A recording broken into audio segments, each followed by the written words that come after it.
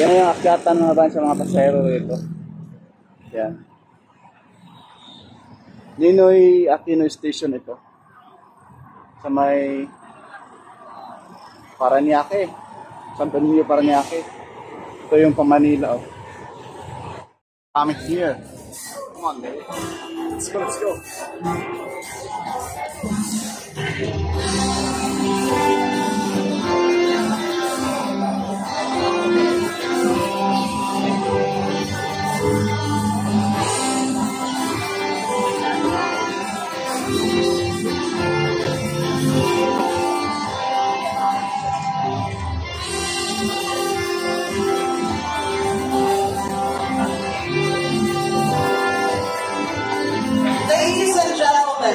The President of the Republic of the Philippines, His Excellency Ferdinand R. Marcos Jr.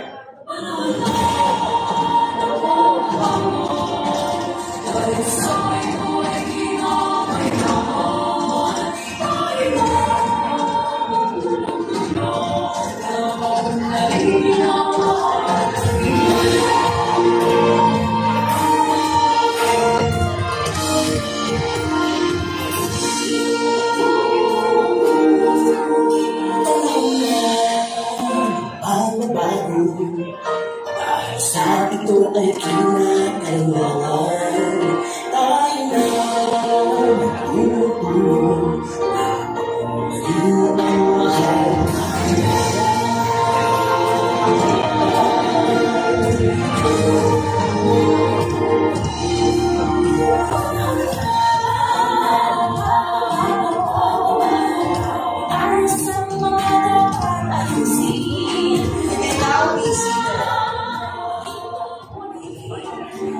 Good morning. We are gathered here today for the inauguration of the LRT-91 Cavite Extension Project Phase 1. Before we begin our program, may we call on the Chairman of Metro Pacific Investment Corporation, Mr. Manny Pangilinan, to deliver his welcome remarks.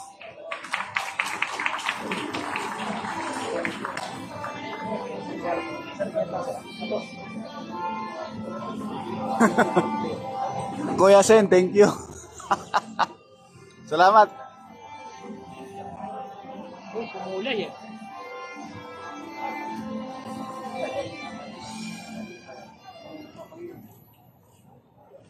Your Excellency, President Ferdinand Marcos Jr., Secretary Anthony Bautista, other cabinet members, distinguished government officials, LRT-1 partners, good morning and welcome to this inaugural ceremony.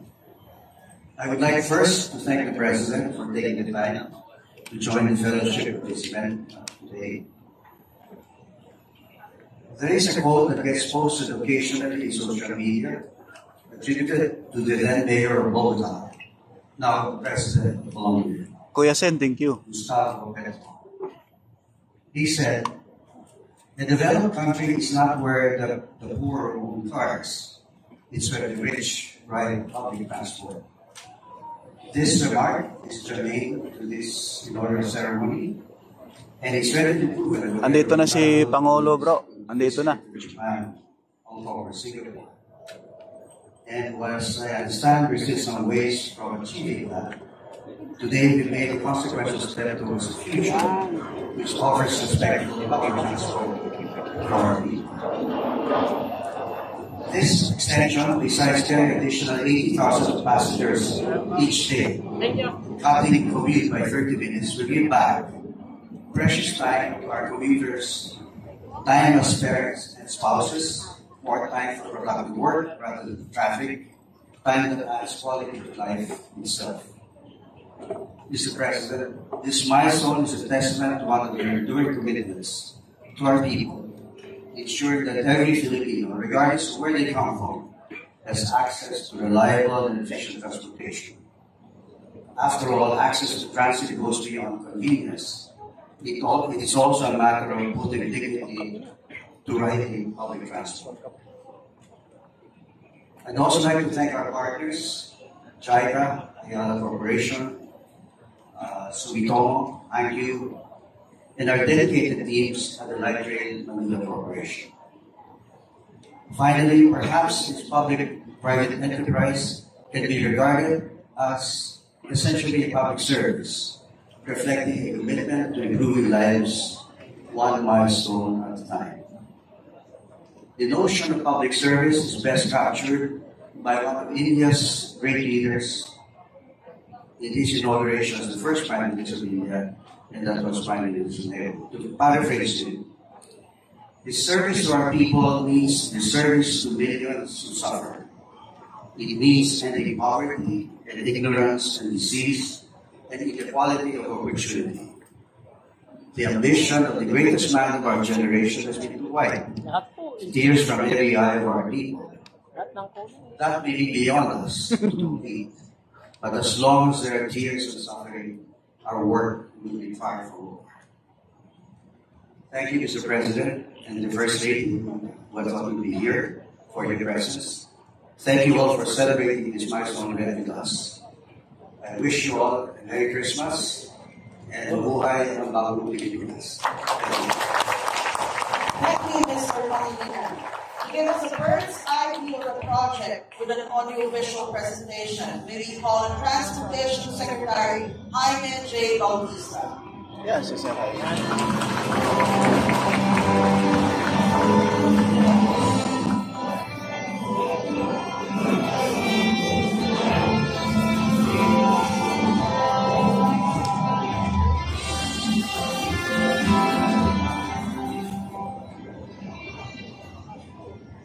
Your Excellency, President Ferdinand R. Marcos Jr., fellow workers in government, distinguished guests, ladies and gentlemen, good morning.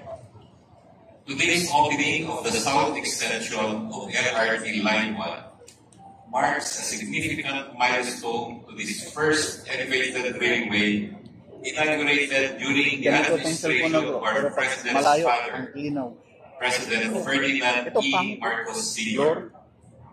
And now, the LRT-1 Cavite extension is hailed as the first rail project to be opened under President Ferdinand R. Marcos Jr. This line extension, which will run for 11.7 kilometers, has been much awaited by residents of Parañaque, Las Piñas, Bacoor, and other communities in Cavite. The opening of the 5 of 8 stations will dramatically improve public transport into Metro Manila coming from the south, which has long been plagued by daily traffic gridlock. When the 3 additional stations are eventually opened, LRT-1 will stretch for 31.7 kilometers with depots in Baclaran and Zapote. Travel from Baclaran to here will just be 25 minutes. That alone is a huge improvement for the daily commute of residents from here. LRT-1 operator, the Light Rail Manila Corporation, will use 4th-generation light rail vehicles or LRVs, which we unveiled and presented to the President back in July last year. LRMC has enough LRVs to deploy 13 train sets that can accommodate an additional 300,000 passengers on top of LRT's once average daily ridership of more than 320,000 commuters a day. Why are we launching this rail extension here at Dr. A. Santos Station is to highlight the intermodal transport facility available. So, train passengers can conveniently transfer to buses, jeepneys, taxis, TNVS, or private vehicles. We are grateful to the Japan International Operation Agency, or JICA, for the financial support to this project. Also to the Light Rail Transit Authority for the right-of-way acquisitions, and to LRMC, the project's concessionaire, who bore the cost of constructing this extension line.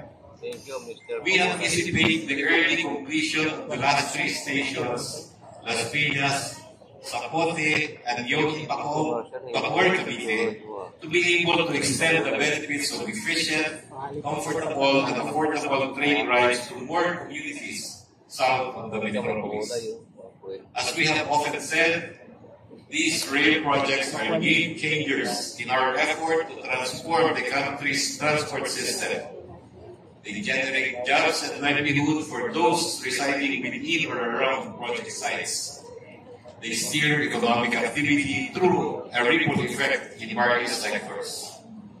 It is then with pride that we present the completion of this train project to the Filipino people as we march tungo sa bagong Pilipinas.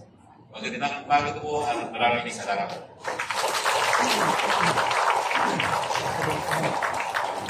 Hindi pa.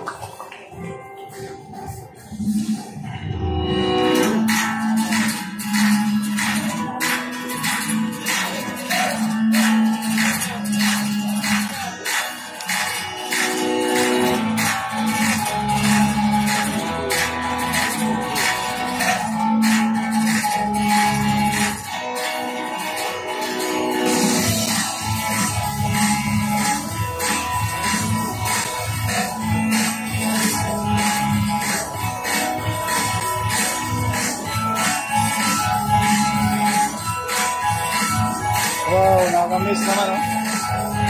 No? Tayo dati, ganyan. Nakakabang.